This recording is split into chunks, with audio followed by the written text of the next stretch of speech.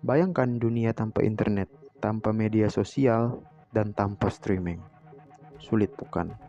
Tapi semuanya ini berawal dari fondasi-fondasi ilmiah yang diletakkan puluhan tahun lalu. Hari ini kita akan menelusuri jejak evolusi media digital, dari teori informasi dan cybertext, kelahirannya World Wide Web, hingga dominasi Netflix dan kapitalisme pengawasan. Sebuah perjalanan yang mengubah bukan hanya cara kita menghibur diri kita, tapi juga cara kita hidup di dunia sekarang. Pada tahun 1948, Norbert Wiener menerbitkan buku berjudul Cybertext, Control and Communication in the Animal and the Machine.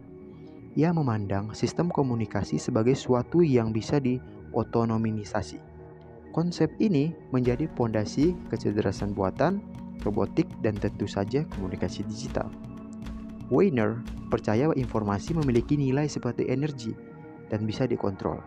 Inilah benih pertama dari dunia digital, seperti yang kita kenal sekarang. Ini bukan hanya soal mesin, ini tentang bagaimana manusia dan teknologi bisa saling belajar dan mengendalikan. Lalu, pada tahun 1989, Tim Berners-Lee, seorang ilmuwan di CERN, menciptakan World Wide Web. Bayangkan, sebelumnya internet hanya digunakan terbatas di militer dan akademik saja.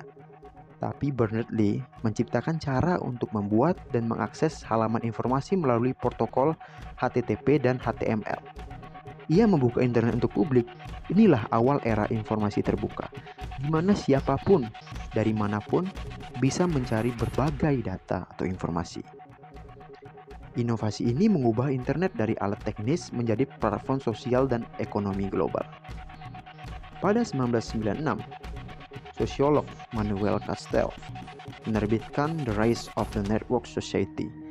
Ia menjelaskan bahwa masyarakat kita telah masuk ke dalam jaringan digital yang menyusun ulang kekuasaan, ekonomi, dan budaya. Menurut Castells, informasi bukan hanya alat, tetapi struktur sosial itu sendiri. Kekuasaan berpindah ke mereka yang menguasai jaringan dan data. Kita tak lagi hidup dalam masyarakat industri, namun kita hidup dalam network society, di mana node-node digital menentukan arah zaman. Pada tahun 2006, Harry Jenkins memperkenalkan konsep convergent culture. Di sini, batas antara produsen dan konsumen konten menjadi kabur. Kita tak lagi pasif menonton TV, kita juga membuat konten. Inilah era YouTube, podcast. Menurut Jenkins, convergent bukan sekedar teknologi, tapi perubahan dalam pola pikir.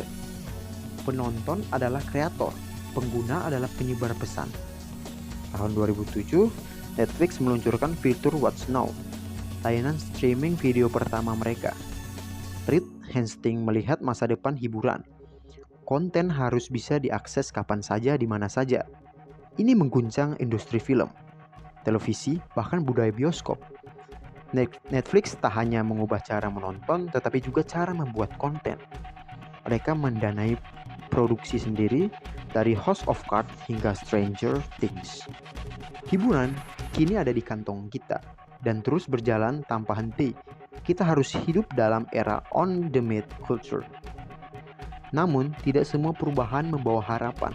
Tahun 2019, Shoshana Zuboff menerbitkan The Age of Surveillance Capitalism. Ia menyatakan bahwa perusahaan teknologi seperti Google dan Facebook telah menjadikan data pribadi sebagai komoditas. Mereka tidak hanya mencatat perilaku kita, mereka juga memprediksi dan mempengaruhinya. Ini bukan lagi ekonomi berbasis produk, tetapi berbasis perilaku. Dalam sistem ini, kita bukan pelanggan, kita adalah bahan mentah. Lalu, bagaimana di Indonesia? Dengan lebih dari 212 juta pengguna internet, transformasi digital terjadi secara cepat.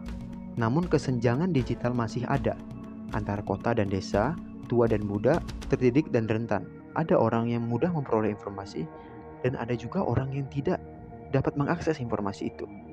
Sekarang, media sosial mendominasi, tapi belum diiringi dengan literasi digital yang memadai.